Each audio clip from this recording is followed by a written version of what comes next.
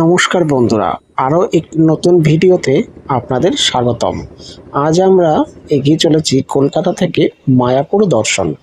একদিনে ভ্রমণ করতে গেলে কিভাবে যেতে হবে, কোত্থেকে যেতে হবে, সম্পূর্ণ ভিডিওটি। কৃষ্ণনগর সিটি জংশন, যে কোনো প্রান্ত থেকে আপনাদেরকে পৌঁছে যেতে হবে কৃষ্ণনগর সিটি জংশন। এখান থেকে প্ল্যাটফর্ম থেকে বাইরে বেরিয়ে আসলে বিভিন্ন টোটো দেখতে পাবেন। কিছু দূর এগিয়ে গিয়ে ডান দিকে ক্রসিং করবেন, সেখানে টোটো পাওয়া যায়। টোটোদের সাথে কথাবার্তা বলে নেবেন। আপনারা ফেরিঘাট যাবেন মায়াপুর মন্দিরের জন্য।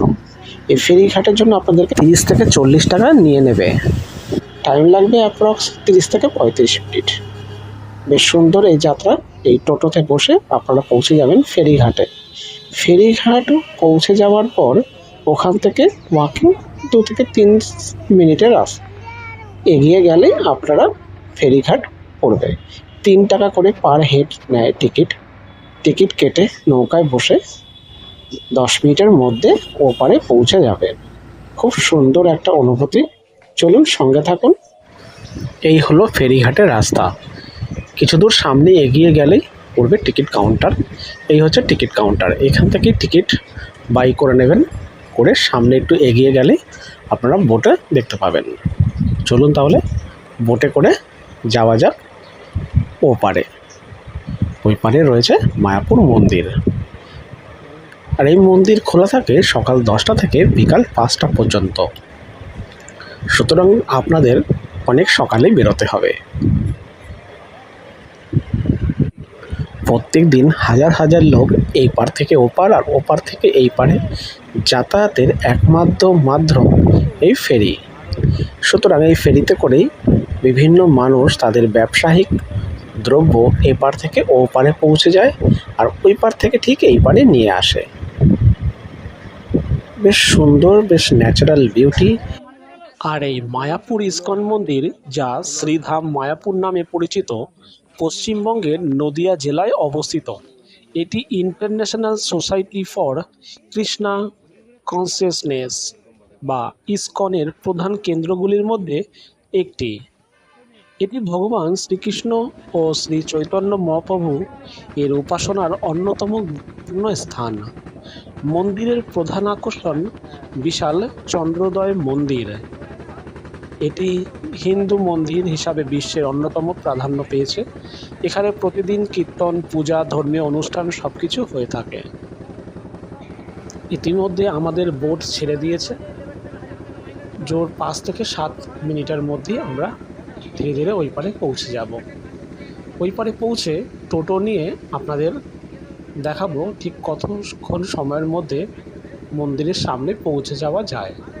তবে হ্যাঁ, ওই পারে পৌঁছে যাওয়ার পর টোটোওয়ালাদের মন্দিরের সামনে পর্যন্ত যাবেন বললে কারো থেকে 10 টাকা, কারো থেকে 30 টাকা আদায় করে নেয়।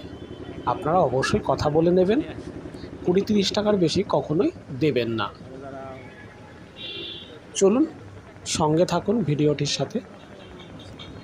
বলে রাখছি, শ্রী শ্রী রাধা মাধব মন্দির, এখানে রাধাকৃষ্ণের সুন্দর একটি বিগ্রহ প্রতিষ্ঠিত হয়। মায়াপুরকে শ্রী চৈতন্য মহাপ্রভু এর জন্মস্থান হিসাবেও ধরা হয়। তাই এটি গৌড়ীয় বৈষ্ণবদের জন্য অত্যন্ত পবিত্র স্থান। প্রত্যেক দিন ভগবত পাঠ, আরতি, পুজো, হরিনাম সংকীর্তন সব কিছু করা হয়।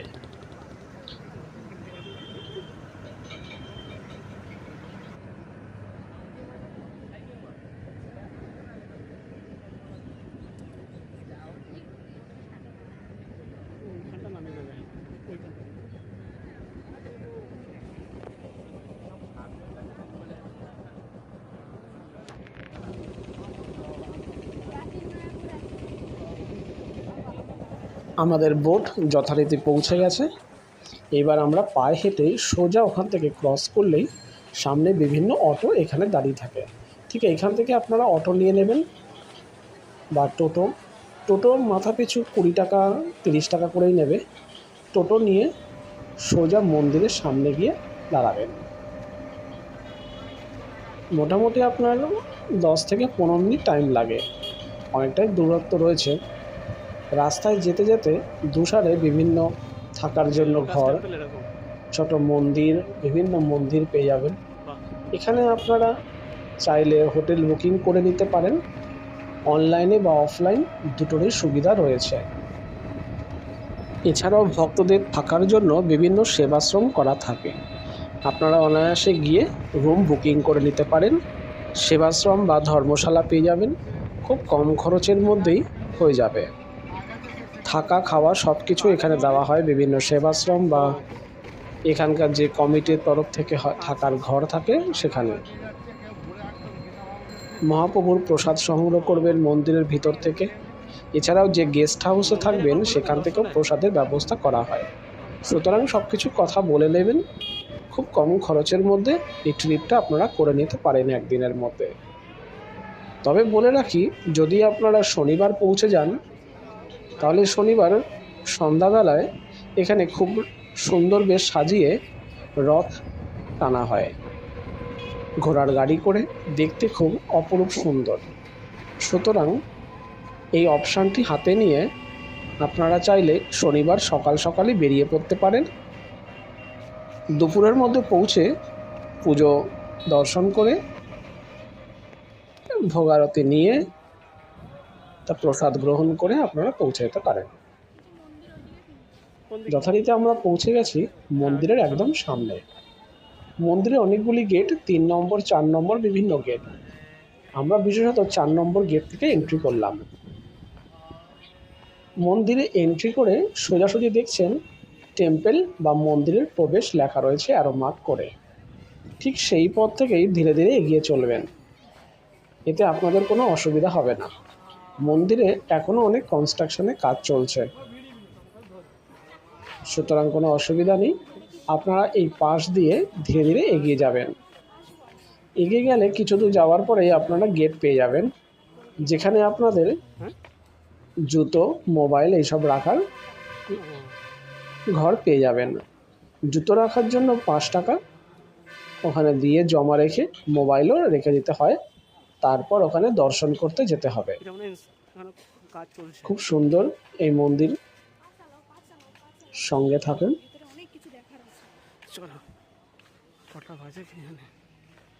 শত শত ভক্তদের সমাগম এখানে মন্দির পরিসরে, খুব সুন্দর ব্যবস্থা। এবার চলে আসি স্ন্যাক্স কাউন্টার। গোবিন্দা কাউন্টার মন্দির পরিষদের ভিতরেই রয়েছে। সন্ধ্যা স্ন্যাক্স বা জলযোগ, সকালবেলা সব কিছু এখানে পেয়ে যাবেন। ব্রেকফাস্ট, লাঞ্চ সব কিছুই পাওয়া যায়। মন্দির পরিষদ থেকে এই ভিতরে করে দেওয়া হয়েছে গোবিন্দাম প্রসাদম।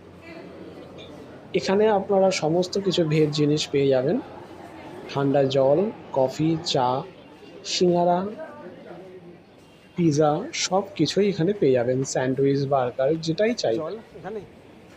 দাম খুব একটা বেশি নয়।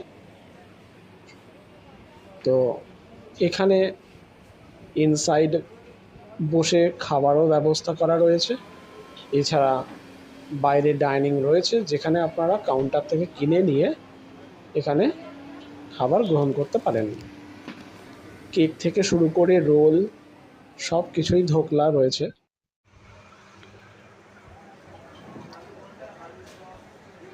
খাবার সম্পন্ন করে ঠিক একটু বাইরে এসে ব্যাক সাইডেই দেখতে পারবেন অনেকটা স্পেস করা রয়েছে, যেখানে পানীয় জলের। চলুন কিছু গুরুত্বপূর্ণ তথ্য শেয়ার করি। মূল মন্দির মায়াপুরে, মন্দিরের যেখানে ক্লক রুম, এখানে জুতো বা আপনাদের মোবাইল রাখার পর এর ঠিক ব্যাক সাইড থেকে চলে আসবেন। এই দিকটা হচ্ছে শৌচাগার। এই মন্দির পরিষদে ঢোকার কোনো এন্ট্রি ফি নেই, জুতো রাখারও কোনো কস্টিং নেই, শুধু মোবাইলের জন্য 5 টাকা পার মোবাইল। মন্দির পরিষদে এখানে প্রবেশের জন্য যে প্রবেশ মূল্য সেটা আমি আগে শেয়ার করব। মূল মন্দিরে যাওয়ার কোনো এন্ট্রি ফি নেই।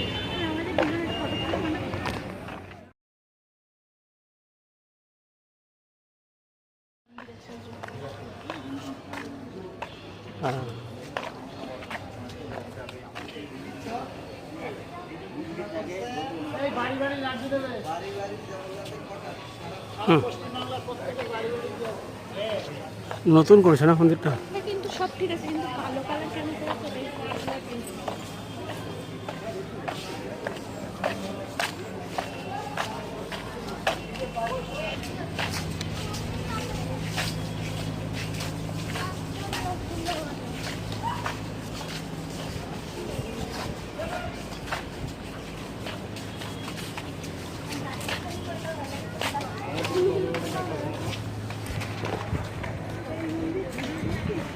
ভিতরে গিয়ে ফটোটা ভালো করতে পারলাম না।